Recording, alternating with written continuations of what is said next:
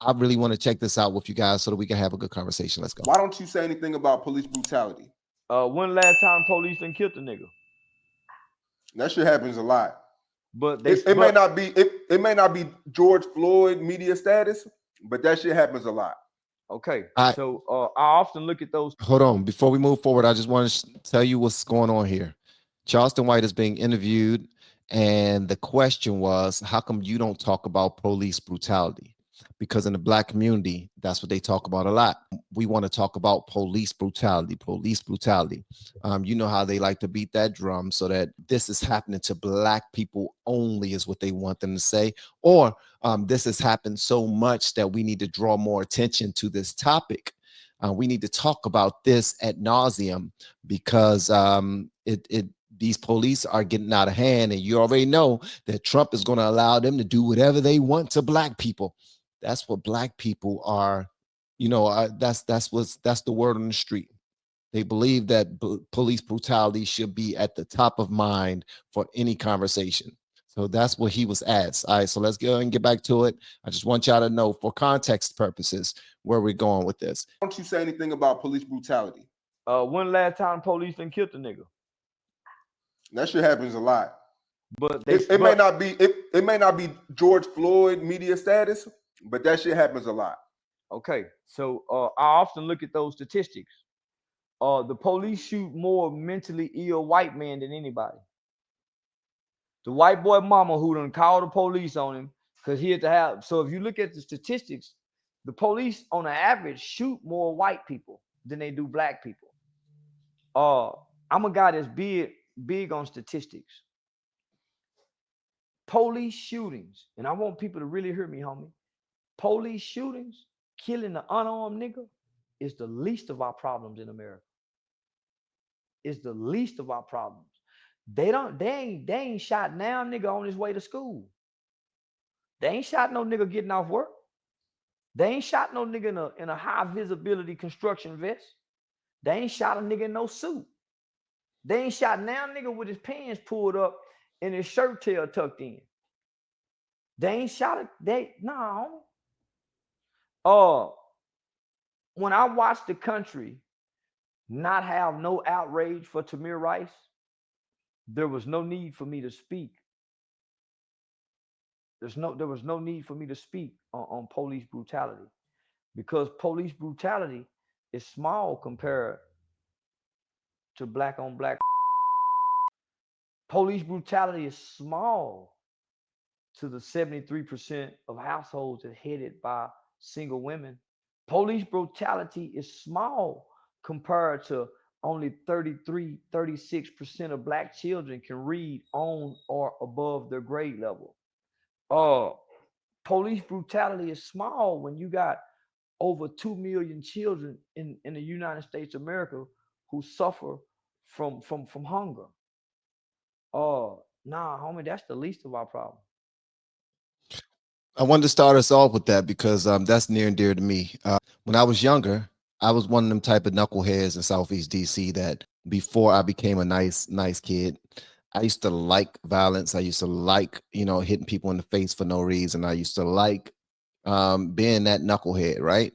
I used to like throwing rocks at police cars, hoping they'd chase us. I used to like throwing rocks inside of people's apartments, hoping they'll come out there and chase. I used to like, me and my friends used to walk down to the mall, and when we were just teenagers, I'm talking about really small teenagers, just becoming 13 years old, and we used to practice our knockout punch by punching random men in the face and seeing if we can knock them down. These are the things that happen in Black communities. My biggest threat was other Black people. Their biggest threat was me and other Black people. It wasn't white police. It wasn't police at all, actually. And if we got chased and beat down by the police, 9 times out of 10, we freaking deserved it.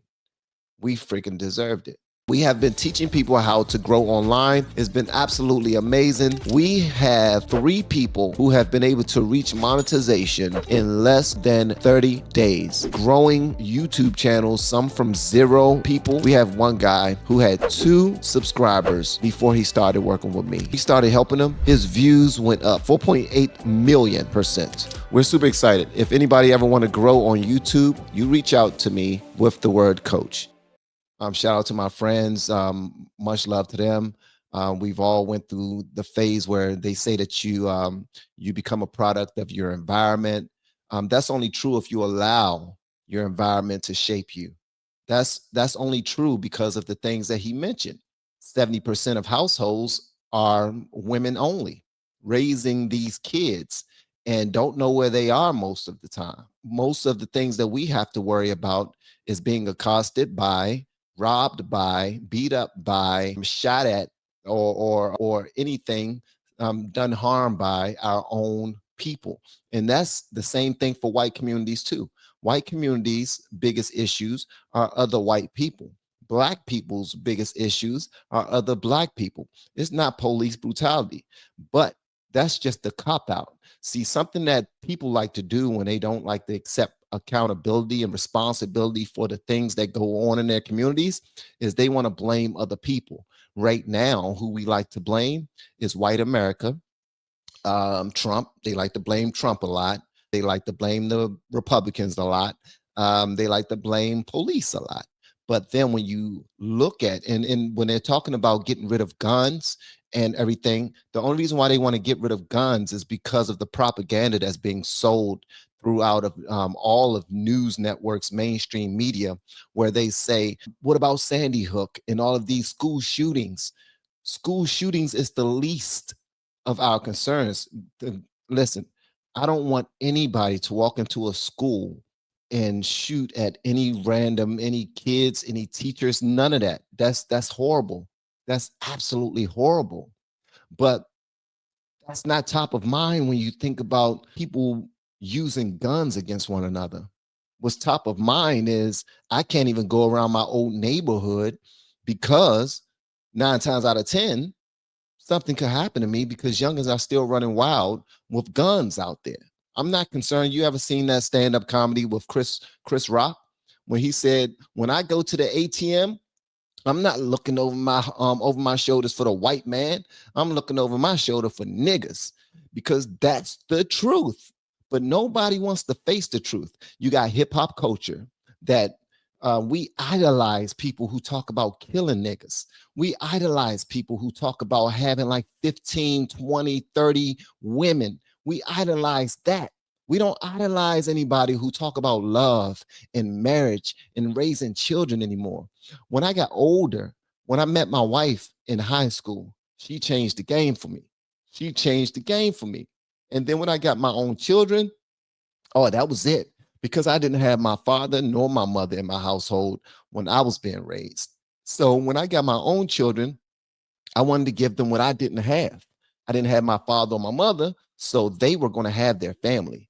I was not going to do anything that was going to end me and have me in jail, in prison, where I couldn't raise them. I will always have a way for them to eat. I will always have a roof over their heads. I will always be able to show them love. I will be able to protect them from the streets. I will be able to protect them from the police. I will be able to teach them the things that they can have when they're out there by themselves when I can't protect them. Put some common sense in their head. Put some decency in their head. Introduce them to God. Show them the purpose of family. Show them why God is so powerful and he should be praised. Those are the things that a man and a family should do. Black America need to lock more into nuclear families and less into blaming people for police brutality or Trump is out to get us or, all of that fake stuff that don't even affect our households. It don't impact our households. While we're always focusing on that ghost that could do this, the police that could do this, we got to teach our sons that if a police pull you over, you got to do this, that, and the third, and it's sad. No, it's not sad. You should teach your kids that if a police pull you over, you talk to them respectfully. If a police pull you over, make sure that the windows are down already and smoke is not coming out the window. Make sure that you're not inebriated when you're driving. There's so many different things that a man could teach these children.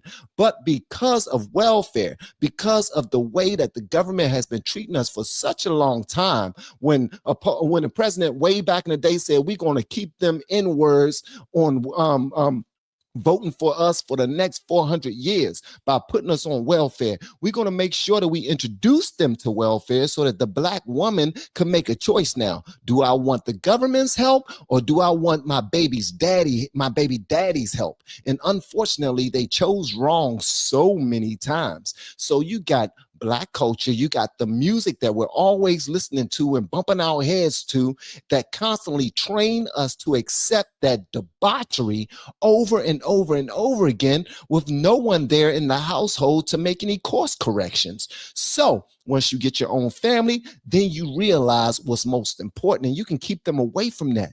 The chances of them running into a police officer and things going left are far less when you have a man in the household that can teach you these things, that can put that strength and that love and make you put that confidence in you. You know what I mean? So we focus on all the wrong things. So that's the reason why, that's one of the reasons why I currently vote the way that I vote.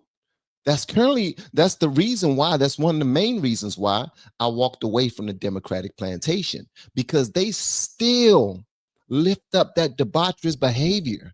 They still lift up, oh no, go do whatever you want and be as freaky as you want to, just get an abortion. No. What you think is going to happen if you're constantly teaching your children that you don't have to face the music? What do you think is going to happen when you constantly telling your the women in your life that they can do whatever they want to do as long as they have a get out of jail free card, go to the abortion clinic and get it sucked out of them? What do you think is going to happen? And black community don't even know why abortion clinics were started in the first place. They don't realize that was started to kill the black race. They actually think that was a tool that they can use for their health. That is not a health benefit. So since they are not taught that, they look at anybody that want to put any type of responsibility and accountability in their households as the enemy. And they are not. They don't realize that we're trying to do a job that their parents should have done already. So that's why I wanted to play this for you all, because when Charleston White sat down in front of that gentleman on this podcast, and that gentleman said, Charleston White, how come you never talk about police brutality, huh? Because black America won't talk about that, because that's big. It happens all the time. Okay, how many people was shot, killed, or killed by the police in the last year? And you say 7 of them was. You're like, oh my God. That is a lot. Nobody should be killed by the police at all. I'm sorry, I'm sweating. Nobody should be killed by the police, especially since they're service people that we pay and that and they work for us. Okay, but that still does not mean take them for granted and believe that you can be all belligerent and talk down to them and cuss at them and not do what they ask you to do. That's dumb as hell. I do want y'all to know this too, that earlier in my marriage, my wife would tell you, because I've always been this type of person, man. I've always been working on myself. Let's just say that. And when I got pulled over by the police, a lot of times when my wife was in the car, I was so mean. I was rushing the police, trying to, like, why you pull me over? Knowing good and well I was just now doing like 15 to 20 miles over the speed limit. They could have locked me up for that.